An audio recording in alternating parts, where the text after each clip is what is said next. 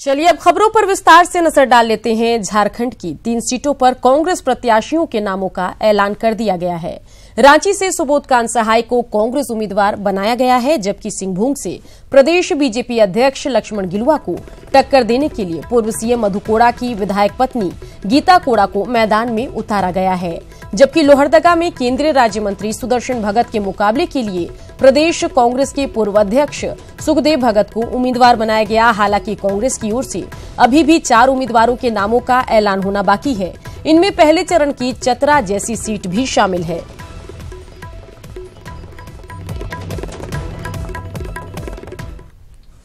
रांची संसदीय सीट पर कांग्रेस ने जहां अपने प्रत्याशी की घोषणा कर दी, वहीं बीजेपी अपने प्रत्याशी की घोषणा को लेकर असमंजस में है। कांग्रेस ने रांची से अपने दिग्गज नेता सुबोधकांत सहाय को मैदान में उतारा है। वहीं बीजेपी में 2-3 नामों पर चर्चा चल रही है। मौजूदा सांसद रामटहल चौधरी का विकल्प कौन होगा, अभी तक तय नहीं हो पाया है। यही हाल कोडरमा और चतरा सीट को लेकर भी है। हालांकि बीजेपी नेताओं का कहना है कि पार्टी में नेता नहीं बल्कि कार्यकर्ता चुनाव लड़ते हैं, लेकिन प्रत्याशी की घोषणा को लेकर दोनों दल एक दूसरे पर चुटकी भी ले रहे हैं। कोई कैंडिडेट होगा, कोई कार्यकर्ता ही होगा, इसलिए सभी कार्यकर्ता पूरी निष्ठा के साथ जो भी प्रत्याशी आएगा उसके लिए जुटेंगे। देखिए, कांग्रेस तो आज कल प्रत्याशी घोषित कर रही है, जेएमएम का प्रत्याशी अभी तक घोषित नहीं हुआ, राजद ने बिना घोषित किए प्रत्याशी उतारना शुरू कर दिया। हमने तो होली के पहले ही 14 में 11 प्रत्याशी घोषित कर दिए थे, अरे ये लोग आज जाकर कर रहे हैं। अब उनकी परेशानी होगी जो भी है। मैं 5 साल से लगा रहता हूँ, चाहे एमपी हूँ चाहे मिनिस्टर हूँ, लौट के वही चौराहे पे आता हूँ दिल्ली का काम करके। हमको एक नया पैसा स्विच ओवर और स्विच ऑन करने में लगता है, तो मैं तो लगा हुआ। जो झारखंड की 3 लोकसभा सीटों पर बीजेपी प्रत्याशियों के नामों का ऐलान आज हो सकता है। रांची से संजय सेठ, आदित्य साहू, नवीन जायसवाल, मनोज महतो, वाजपेयी और अमर चौधरी के नामों की चर्चा है। जबकि चतरा से गिरिनाथ सिंह, सुनील सिंह और नीलम देवी के नामों पर मंथन हो रहा है। वहीं कोडरमा से अन्नपूर्णा देवी को टिकट मिलना तय माना जा रहा है।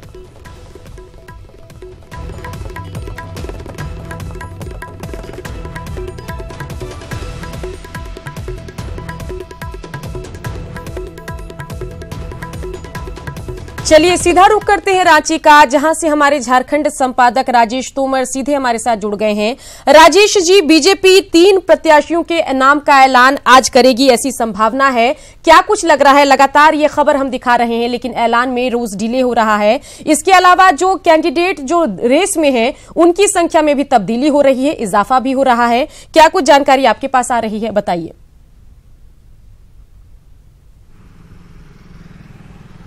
देखिए सुकन्या, अगर भाजपा के सीटों को लेकर देखें, जो 3 सीट को लेकर मामला लटका हुआ था, उस पर अब तक सस्पेंस कायम है।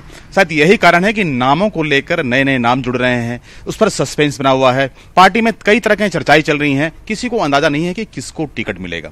अगर रांची के हाई प्रोफाइल सीट की बात करें, रामटहल के नाम के साइड होने के बाद जो नाम बाजार में आया उसमें खास तौर पर आदित्य साहू का नाम आया। इसके अलावा संजय सेठ, जो कि भाजपा के पुराने नेता हैं और एक विशेष समुदाय से आते हैं, माफ कर विशेष जाति से आते हैं। उसी तरह से नवीन जायसवाल, जो कि हटिया के विधायक हैं, अभी फिलहाल फ्रंट रनर बने हुए हैं, चर्चाओं का बाजार गर्म है। हालांकि किसके नाम पर घोषणा होगी, इसको लेकर पार्टी में लगातार गणित बनाए जा रहे हैं और ये कैलकुलेशन हो रहा है कि कौन अब आज की तारीख में सुबोधकांत को चैलेंज दे सकता है। क्योंकि सुबोधकांत कई बार सीट से चुनाव जीत चुके हैं, एक कद्दावर नेता माने जाते हैं। अलग अलग पॉकेट्स में कांग्रेस के अपने कैडर्स, उनकी अपनी पकड़ है। अब ऐसे में भाजपा इनको कैसे इनकाउंटर करे, इस बात को लेकर आज दिन भर गहमागहमी रहेगा और यही कहा जा रहा है कि आज शाम तक चेहरा शायद साफ हो जाना चाहिए। एक बात के और कयास लगाए जा रहे हैं कि अगर कार्यकर्ताओं को खासतौर पर संदेश देना है तो इस बार भाजपा में कुछ ऐसे नाम के अनाउंसमेंट हो सकते हैं जो भाजपा में आपने गेस नहीं किया होगा, यानी कि कार्यकर्ताओं को भी भाजपा टिकट दे सकती है और इससे आप इनकार नहीं कर सकते, क्योंकि कुछ दूसरे राज्यों में ऐसा एक्सपेरिमेंट किया गया है। चतरा की अगर बात करें, गिरिनाथ सिंह वहां पर हैं, जो कि भी हाल में शामिल हुए राजद से। सुनील सिंह, जो कि सीटिंग है, उनके नाम कटने की बात हो रही थी, लेकिन अभी भी वो रेस में बने हुए हैं। इसके अलावा नीलम को लाया गया था, नीलम देवी को, वो भी रेस में है। भाजपा किसको टिकट देगा इसको लेकर सस्पेंस इसलिए कायम है क्योंकि संभवतः यह इसकी संभावना है कि किसी कार्यकर्ता को भी भाजपा टिकट दे सकती है, क्योंकि कार्यकर्ता को टिकट देने से भाजपा जो आपसी घात की किसी संभावना को अगर आप देखते हैं, आशंका को देखते हैं, तो उससे निजात मिलेगा। क्योंकि अगर कोई नया उम्मीदवार होगा तो भाजपा के तमाम लोग एक साथ मिलजुल कर चुनाव लड़ेंगे और भाजपा के कैडरों के भरोसे शायद भाजपा एक बड़ी जीत दर्ज कर सकती है। इस स्ट्रेटजी पे भी बात चल रही है।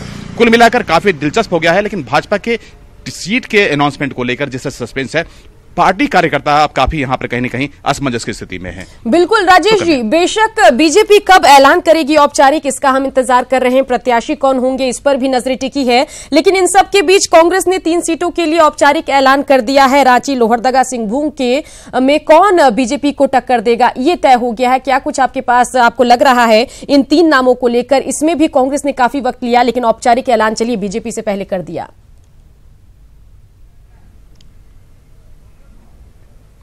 देखिए, अगर यूपीए के पूरे गठबंधन में देखें, यूपीए जिस एडजस्टमेंट के तहत और जिस अंडरस्टैंडिंग के साथ में अपनी चीजों को आगे बढ़ाया था, उस पर यूपीए फिलहाल यहां पर बहुत मजबूती से आगे बढ़ रहा है। झारखंड मुक्ति मोर्चा ने अपने 4 में से 3 सीटों पर बिल्कुल स्पष्ट कर दिया कि उनके उम्मीदवार कौन होंगे। अगर आप कांग्रेस की बात करें, उन्होंने 3 पत्ते खोले हैं, 4 पर अब भी अनाउंसमेंट बाकी है। गीता कोड़ा को लेकर जो स्थितियां बनी थी झारखंड मुक्ति मोर्चा और कांग्रेस को लेकर, अब यहां पर कांग्रेस ने बिल्कुल स्पष्ट कर दिया और जो चर्चाओं का बाजार था उस पर कम से कम विराम लगेगा कि गीता कोड़ा वहां से कांग्रेस की उम्मीदवार हो रही चाईबासा से। ऐसे में झारखंड मुक्ति मोर्चा उनको कितना समर्थन देती है, पार्टी के जो दूसरे विधानसभा क्षेत्रों में जो विधायक हैं उनको कितना सहयोग मिलता है, अब इस बात की एक्सरसाइज शुरू होगी और कांग्रेस को काफी वक्त मिलेगा कि जो पार्टी के कार्यकर्ता हैं, जो झारखंड मुक्ति मोर्चा जो कि अलाई पार्टी है, उनको किस तरह से एक जगह पर लाया जाए और गीता कोड़ा की जीत को सुनिश्चित किया जाए। अगर आप लोहरदगा की बात करें, रामेश्वर उरांव को लेकर काफी चर्चाओं का बाजार गर्म था। पूरा ये सिटिंग सीट भी कभी किसी जमाने में कांग्रेस का था। रामेश्वर उरांव बड़े नेता माने जाते थे। अभी वर्तमान में लोहरदगा के विधानसभा से जो एमएलए हैं सुखदेव भगत, उनको एक बड़ा मौका दिया गया है। अब ये मौका कैसे सुखदेव भगत कांग्रेस को जीत दिलवाने में कामयाब होंगे, इसको लेकर चर्चाएं चल रही हैं। कांग्रेस में भीतरघात की संभावना है, क्योंकि सबके अपने अपने कैडर वोट्स होते हैं, सबकी अपने जगहों पर पकड़ होती है। अब सुखदेव भगत के लिए यहां पर चुनौती होगा कि रामेश्वर उरांव, अरुण उरांव जो कि खुद रेस में थे, उनको कैसे इकट्ठा किया जाए और ये जो चुनाव है उस चुनाव को वाकई में रेस में कांग्रेस को खड़ा किया जाए, ये कांग्रेस के लिए चुनौती होगी। तो कुल मिलाकर मामला काफी दिलचस्प बनता जा रहा है सुकन्या। लेकिन फिलहाल अगर आप भाजपा की 3 सीटों को छोड़ दें तो फिलहाल यूपीए में जो सीट शेयरिंग था और जो उम्मीदवार थे उसको लेकर लगातार चीजें साफ हो रही हैं और इसका लाभ फिलहाल कहीं न कहीं यूपीए को मिलता दिख रहा है। चलिए राजेश जी, तमाम जानकारी के लिए आपका शुक्रिया। तो लोकसभा चुनाव देश और राष्ट्रवाद के मुद्दे पर होगा। न्यूज 18 से खास मुलाकात में बीजेपी अध्यक्ष अमित शाह के इस बयान से सीएम रघुवर दास भी इत्तेफाक रखते हैं। झारखंड के मुख्यमंत्री रघुवर दास ने कहा है कि देश की सीमा पर जवान बुलेट से देश की रक्षा करते हैं। ऐसे में देशवासियों को बैलेट से देश की रक्षा करनी चाहिए। सीएम ने पूर्व की यूपीए सरकार पर जमकर निशाना साधा और कहा कि कांग्रेस की वजह से ही देश आज आतंकवाद का दंश झेलने पर मजबूर है। मुख्यमंत्री ने कहा बीजेपी आतंकवाद के खिलाफ है और मोदी जी के नेतृत्व में सिर्फ देश में ही नहीं पूरे विश्व में भी आतंकवाद के खिलाफ मुहिम छेड़ी गई है और विश्व समुदाय भी भारत के साथ खड़ा है। के खास मुलाकात में दुनिया की सबसे बड़ी पार्टी के राष्ट्रीय अध्यक्ष श्री अमित शाह जी ने जो बातें कही है वो हमारी पार्टी की जनसंघ काल के समय से ही जो पार्टी की विचारधारा उसको देश की जनता के समक्ष रखने का काम किया। जनसंघ या भारतीय जनता पार्टी की पैदाइशी है, हमारी राजनीति राष्ट्र के लिए है, देश हमारे लिए पहले है।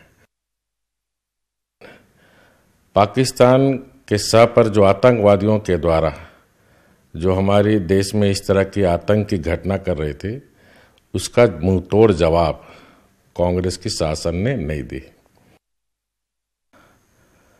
उरी के घटना के में भी हमारे वीर जवानों ने अपनी शौर्य और वीरता का परिचय दिया। पुलवामा के जो पाकिस्तान के सर पर जो हमारे कायराना हरकत करते हुए पाकिस्तान के आतंकियों के द्वारा 40 हमारे जवान जो शहीद हुए, उसका भी 11 दिन के अंदर हमारे माननीय प्रधानमंत्री जी ने वायुसेना हो चाहे सेना सबको खुली छूट दी और 11 दिन के अंदर ही उन पाकिस्तान के शाह पर चलने वाले आतंकवादी अड्डे को हमारे वीर जवान वायुसेना के लोग ढाने का काम किया। 2019 राष्ट्रवाद के मुद्दे पर ही, देश की सुरक्षा के मुद्दे पर ही, क्योंकि ये देश का चुनाव है, इसमें पूरी देश की जनता देश के हित को ध्यान में रखकर, देश के विकास को ध्यान में रखकर, देश किसके हाथों सुरक्षित रहेगी, इसको ध्यान में रखकर मतदान करेंगे। प्रधानमंत्री जी के नेतृत्व में एक ऐसा नेतृत्व है जहां दुनिया का कोई देश अब भारत पर आंख उठाने की हिम्मत नहीं करेगी। अगर भारत के दुनिया के किसी देश ने भी आंख उठाने का हिम्मत की तो हमारी सेना उस आंख को निकालने का भी काम करेगी। जहां जिस तरह हमारा सैनिक दुश्मनों देशों को मुकाबला बुलेट के माध्यम से करता है, तो इस लोकतंत्र में जनता को यह अधिकार है कि जो पार्टियां देश की सुरक्षा के साथ खिलवाड़ करता है, जो हमारी सैनिकों की वीरता पर प्रश्न उठाता है, उसे बैलेट के माध्यम से वैसे राजनीतिक जल जो देश के अंदर जयचंद और मीर जाफर है, मानवतावाद को ये आतंकवादियों के द्वारा जो तरह क्षति कर रही है, तो हमारे माननीय प्रधानमंत्री जी ने बार बार पूरी दुनिया में कहा कि आतंकवाद के खिलाफ सारी दुनिया को एक होनी चाहिए, क्योंकि ये मानवतावाद के खिलाफ है। और देश ही नहीं, पूरी दुनिया माननीय प्रधानमंत्री जी के इस डायलॉग को स्वीकार की है